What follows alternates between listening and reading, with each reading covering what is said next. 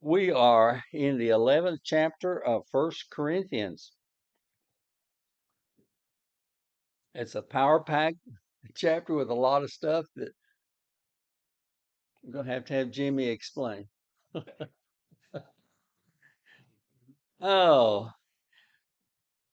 it begins, of course, with the be followers of me, even as I also am Christ. He put this at the end.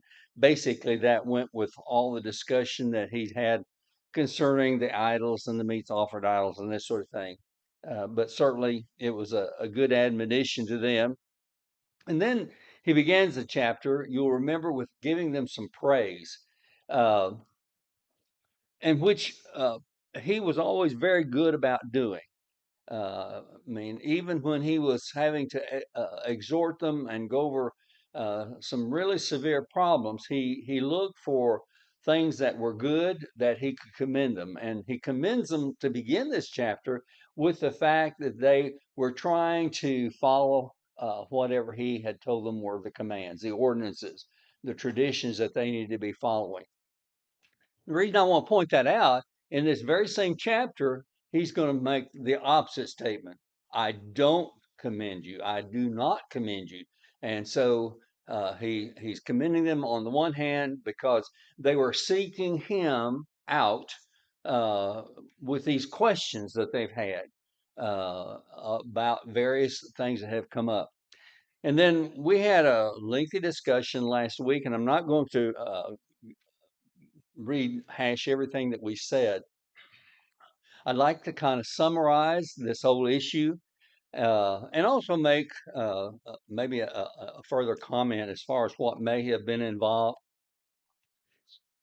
Linsky is a man that did a commentary, and he's recognized as a legitimate authority when it comes to God's word. He's done a great deal of research, historical search, and this sort of thing. And he has a huge commentary. And Chris was good enough to loan me his copy that I've been using.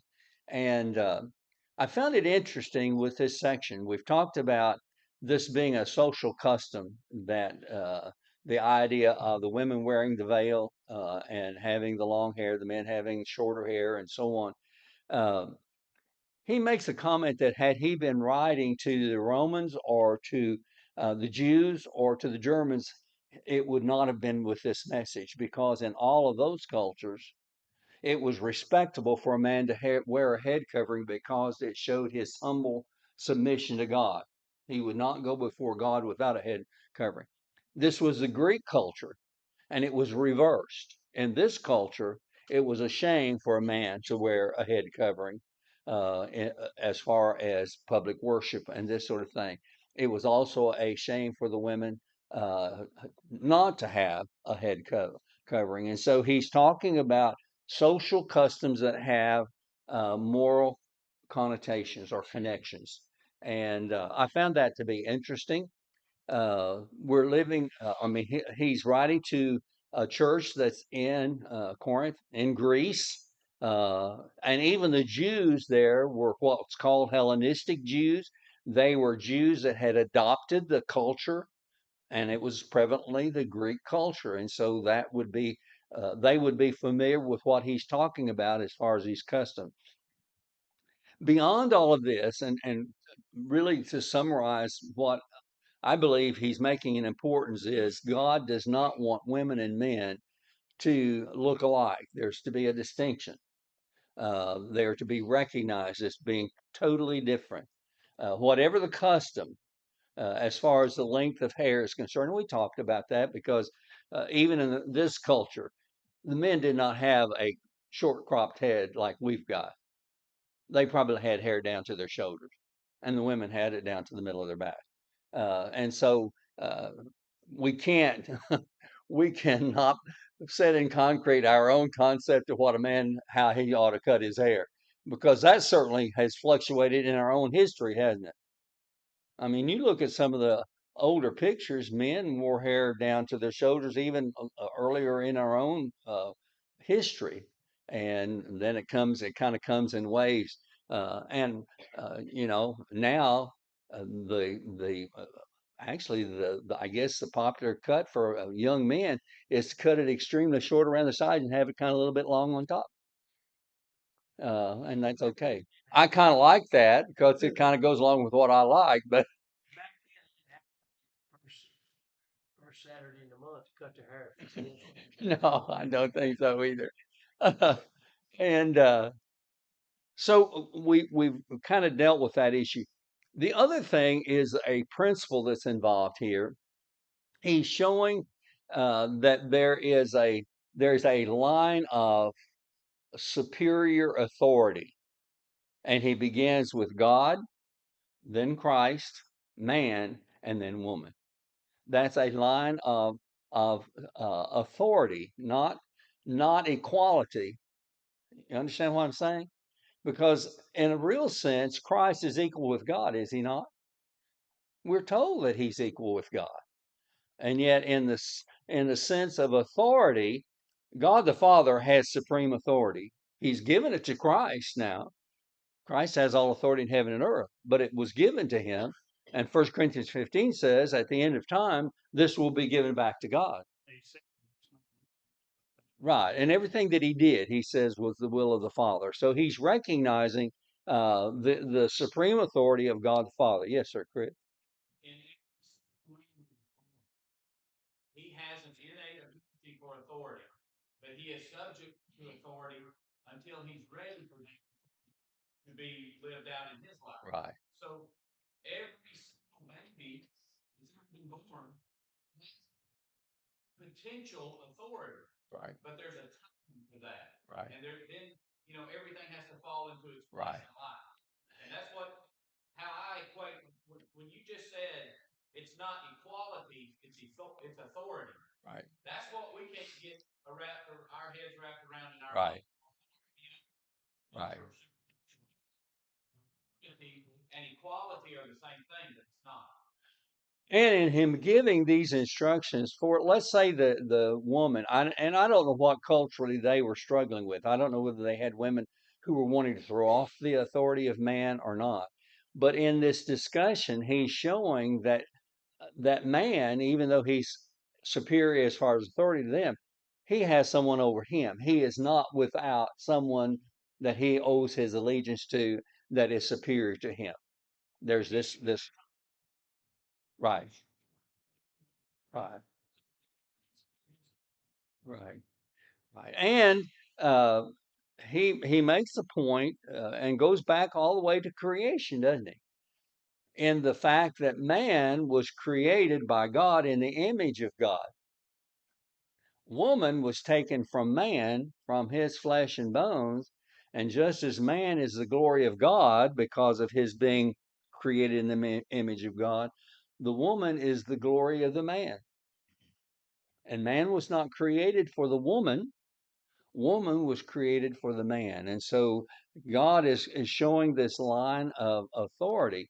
Now, in the New Testament, do we have an indication that uh, there's no distinction between man and woman as far as they're standing before God? Absolutely. Paul very clearly says within the church, there's neither male nor female, bond nor free. you know uh, all all human beings stand before God on an equal plane, and they're going to be saved on the same basis, and that's going to be through the shed blood of Jesus Christ. And so there's a great equality that way, but that's not to do away with this line of authority that God has established and the basis for it. Souls are souls, no matter whose it is.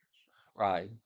And he goes back also to the fact that it was Eve who was deceived, who gave in to the lies of Satan, sinned, transgressed, and then was a party in Adam sinning.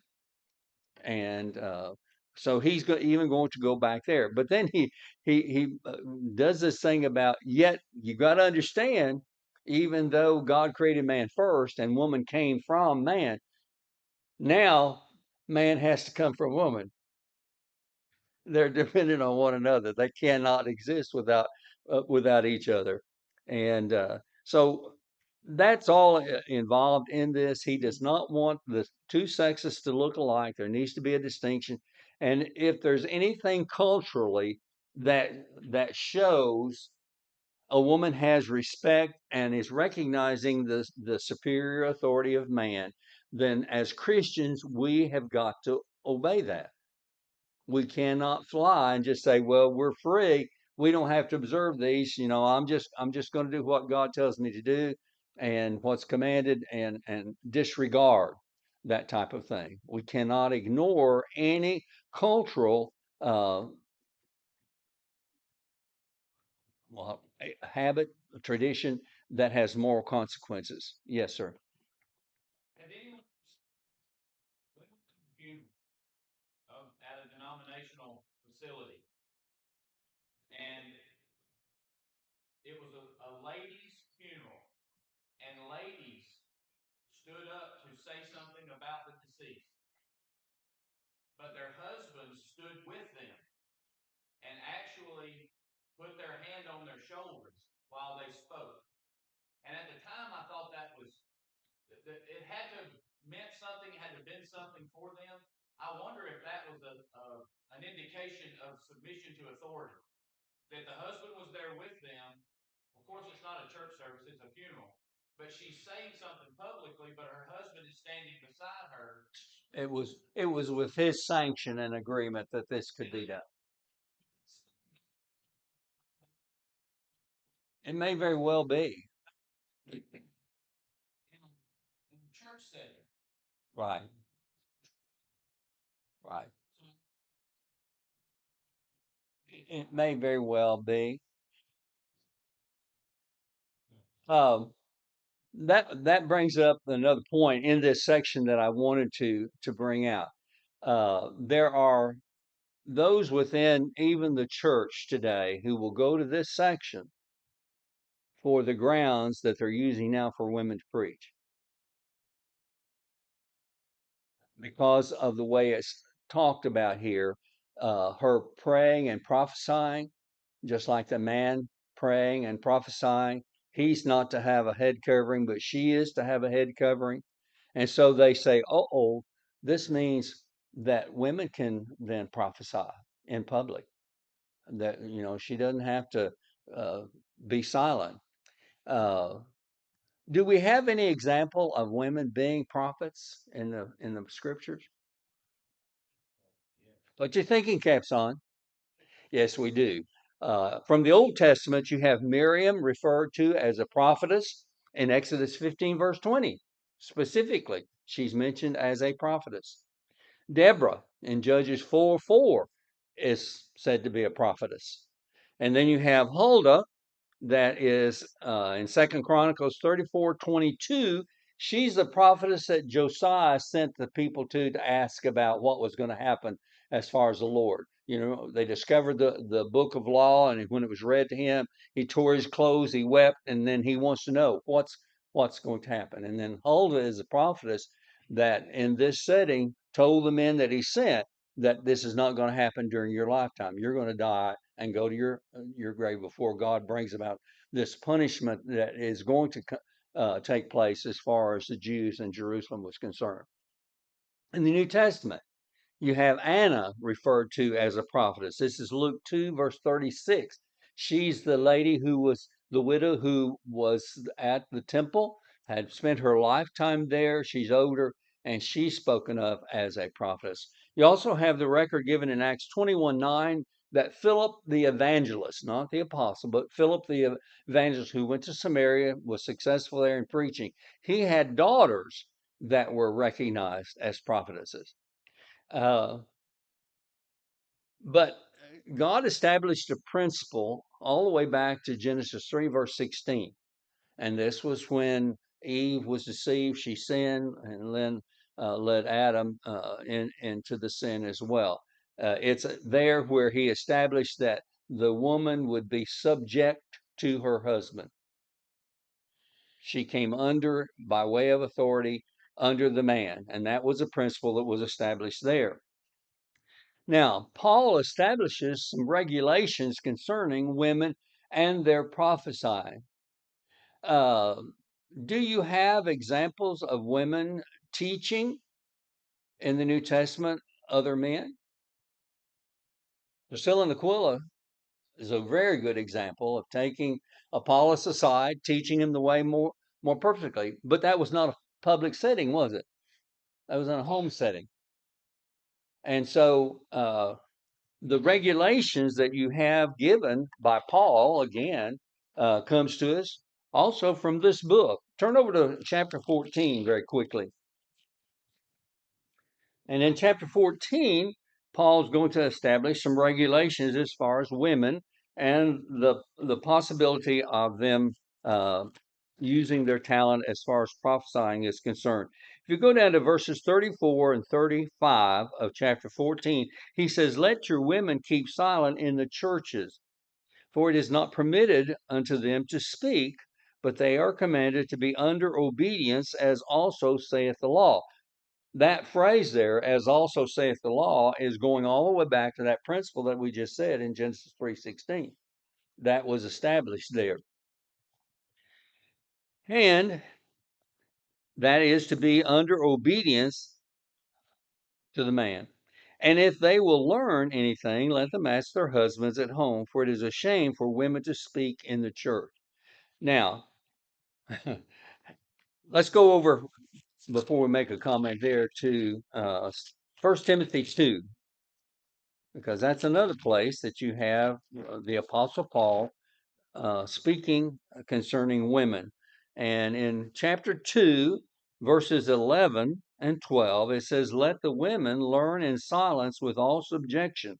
But I suffer not a woman to teach, nor to usurp authority over the man, but to be in silence." Okay, those regulations were given concerning the assembly of the church. You're talking about at the worship service. When you come together, that phrase is used.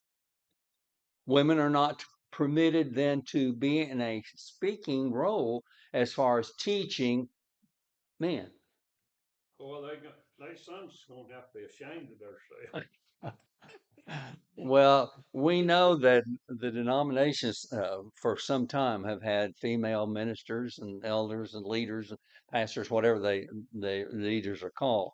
But what's the shame is that we have congregations of the Lord's church following suit, and there's a congregation. I want to say it's in Dallas, Texas. Chris may know the name of the minister. He's written a book. I think I even have the book, I got a cousin. but I can't think of the man's name. But anyway, in the book, he's written, the elders came together and they did a restudy of this whole subject. Richland Hill. Richland Hills is the name of the congregation. And after this personal in-depth study, they've determined that what Paul said concerning women keeping silent was just cultural. It was not an ordinance that was to be obeyed, for all time. And they then began instituting women preaching and so on. There's another congregation in Nashville. I want to say it's in the Brentwood area, but I'm not for sure. But they were one of the first that had a, Chris, what do you call a preacher that comes in kind of as an understudy? Um, it's a type of mentoring program anyway. They were the first to take a female graduate from Lipscomb on as a minister trainee, and they allowed her then to preach from the pulpit. Congregation in Searcy, Arkansas, too. What's that? There's a congregation in Searcy because our friends used to attend church there. Is that right? That's done the same thing? Yeah. Well, it doesn't matter how much depth study they do, they've misinterpreted the scriptures if they think that's cultural. Because Paul goes all the way back to the beginning, the principle that was established in Genesis 3, and that was by God saying, no, the woman is to be under the man, and in no way was to be in a role that would be in an authority situation as far as public worship is concerned. Chris?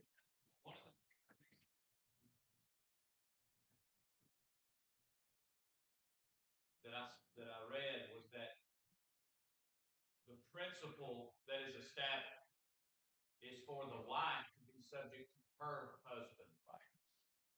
If she is up preaching and teaching or presenting, even if it were elaboration on prophecy, let's say she in a setting prophesying being a direct revelation from God through her is not the same as authoritative preaching over her husband. Right. So the comment based on the wording that was used in the original was that she could not speak or long talk like a sermon or like an exhortation Right. over her specific husband. Right. Especially that's where the principle was Right. tying in. So it was showing the connectivity back to Genesis to where the subjection is so that she's not teaching her husband's supposed to be teaching her. Right. Um, we understand that we're in the period of time where there were spiritual gifts that were given by the Holy Spirit, and these came as a result of the apostles laying their hands on the various members. We also know from the prophecy that's quoted from Joel is that the Spirit would come out on both men and women. That's specified. And so we do not deny the fact that there were women who were given spiritual gifts and had a special ability. But those were They still were within the regulations as far as the public worship was concerned. But uh, to say, for instance, that Anna was not speaking prophetically when she talked about Jesus, when she held that baby, would be to deny the fact that she had special gift from the Spirit. And the same thing with Philip's daughters. I would never deny the fact that there were women who had that special gift. There were times and situations and uh, ways that woman was able to exercise that. They had to what now? Right. They had to use it. Well, look at the restriction that we're going to find out later on in that same chapter in 14 that Paul gives to the people who have the gift of the tongues and of prophecy and preaching and this sort of thing. It was all to be done decently in order.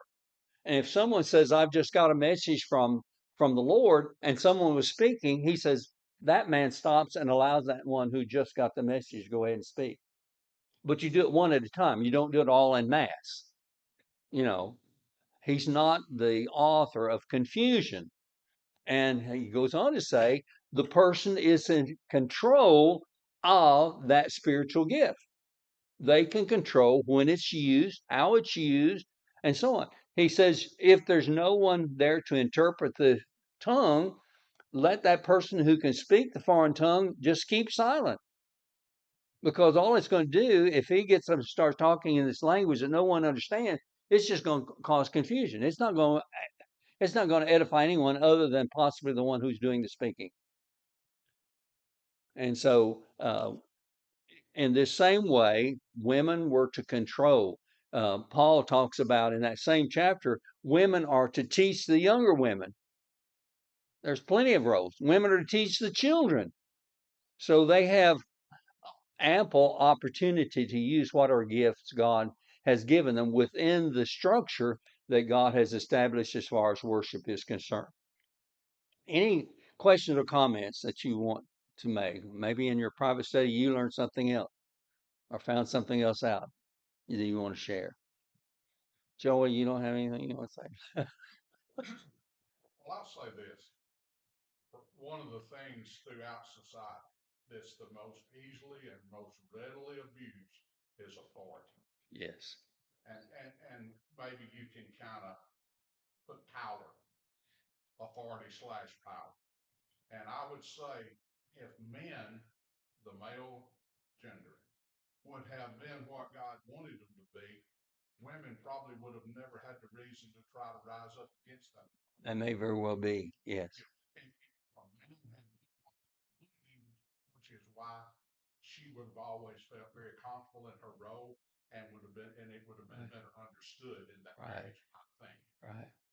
But I also think that if you have your wife, or just say, like my grandmother was, a very devout lady, very knowledgeable in the scriptures, would never get up and try to publicly speak, would never try to step on her husband's toes in the public. But if she spent her life and studied the scripture, I would think her husband or me as a grandchild, I could go sit down at her kitchen table and discuss the Bible. Absolutely. And benefit from her. Right.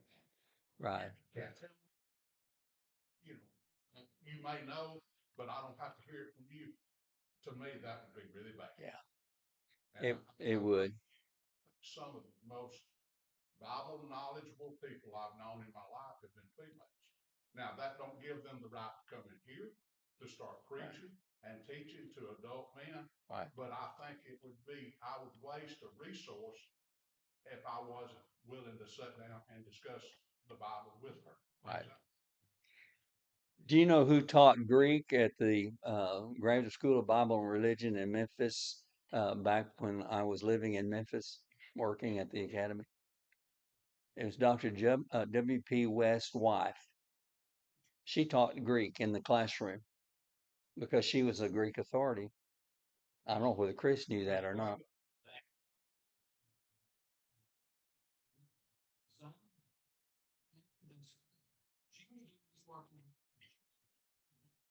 Yeah. Right. This was her life. Right. Right. You know, she was a teacher. Right. Like what you said. All she wanted to do was teach language. Right. Material could you use?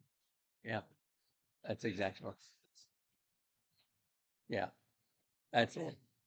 So my grandmother here, Miss Glenda, said she was her Sunday school teacher. So she would know her Bible knowledge better than me because of my youth. Truly regret not being at her disposal because she would have been more than willing to sit down and spend whatever time I desired with her about the Bible. Right. But it was at a time in my life, in my youth, and then I was getting away from the church. But I would say, I don't know, Miss Glenda might not agree with this, but she was very knowledgeable about the scriptures. She's shaking her head, yes. And if I could go back in time, like we all would make so many changes, I would avail myself to her. You made a comment earlier, and yeah, you made a comment earlier when you kind of started out talking and talking about men uh, abusing their authority or not really using the authority in a God-given way. And I think that is very, very appropriate. I think that's why Paul in Ephesians, the 5th chapter, has this long discussion as far as a husband and wife. The husband is the head, but guess what? He's to love his wife as his own self. He's to love his wife as Christ loved the church and gave himself for it. So it's not an abusive authority. And there are so many men who have taken that to be, I'm just her master and she's to serve me and this sort of thing. That is not what God has in mind at all. And I think that through so many million examples on it, it's put a strain on the relationship as the way God wanted it to be. Right. You're right. Jimmy? You know, in the last situation, didn't stop there. It went on to the children too. Right. A father that didn't guide his children and teach them the things that they should know to make a better productive person in life, he failed in that respect. He did, too. yes. Yes. Right. He certainly did. Well, as far as church history is concerned, this abuse of authority is what led to the apostasy because you have within the eldership people who claim more authority than what God gave them. Among the elders, one took the position of the bishop, and then that the bishop started looking around and he took authority over neighboring congregations. He had no business. And then, of course, you know what it led to, Chris. Several years ago, an article was written by Carlin Elkins' wife that was used in a ladies' class at a lectureship. Then Dan Cates stood up and referenced that material for study for a house full of preachers. So here's a lady that understood where and when she could produce the material, where and when she could present the material, but then the material was then used as any other resource. Right. Right. So we sometimes, I know I've been guilty of it in my past. When you read across an article and a lady has written, you wonder what's the significance of the authority piece of a resource material. That material was presented in a godly way, even in its orientation, even given. Right. But then it's material like resource material. We have a judge who was a woman in the Old Testament, right? Right. So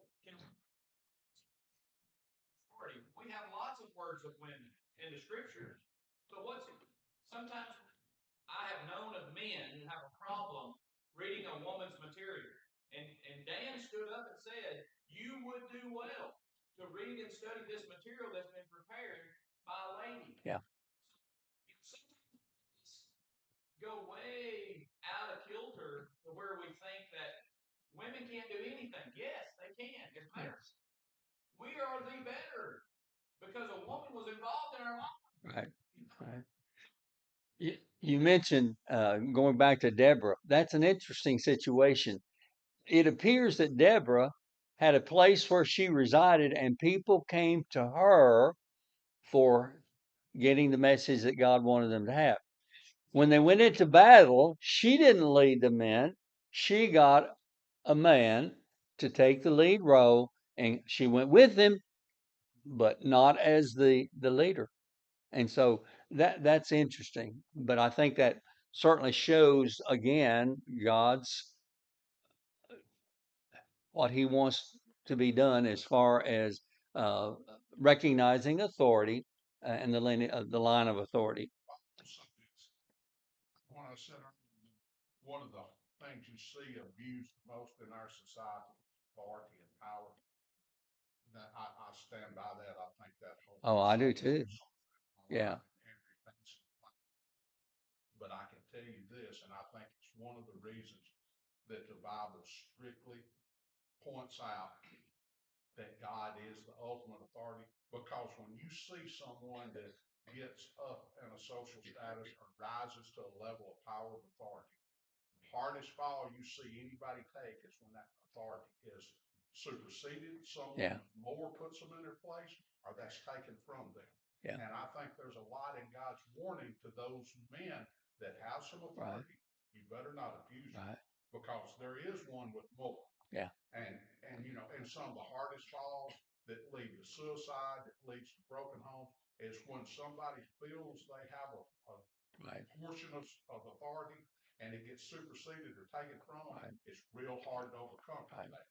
And I think that's one of God's strict warnings in this. I think what God did is He joined authority with responsibility. And we have people who want to exert authority and forget about responsibility. What should be a good amount of respect. Right.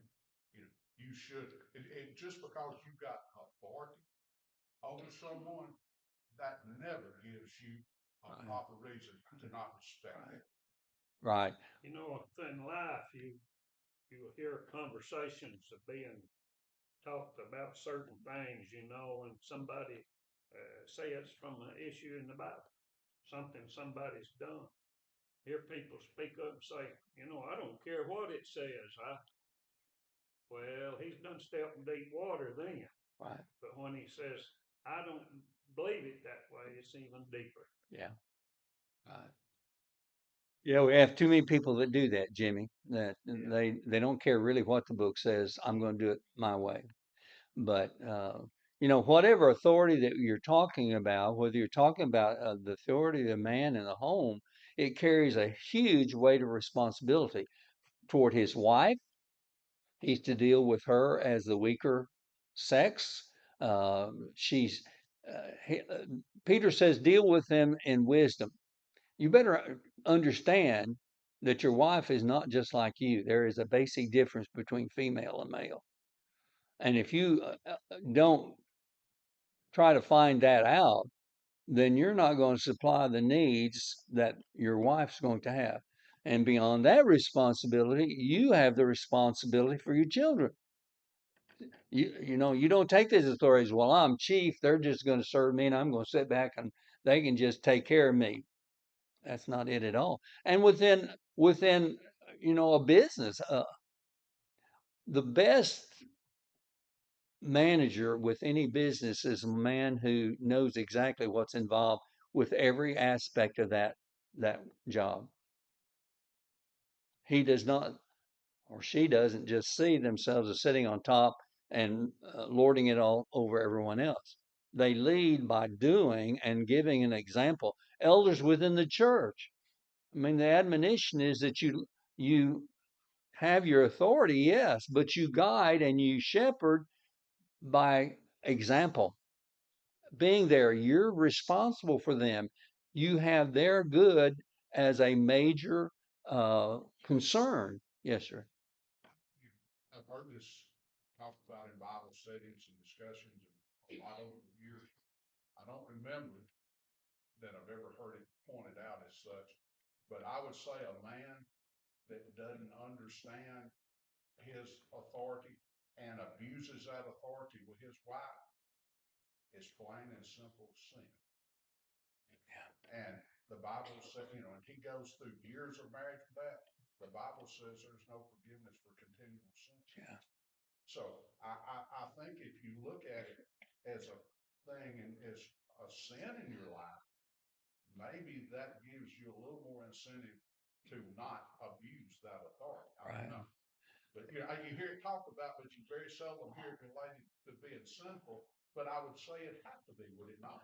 Isn't it Peter that says, and he associates or affiliates a man, a husband, uh, caring for his wife in an appropriate way, that if he doesn't, it hinders his prayers?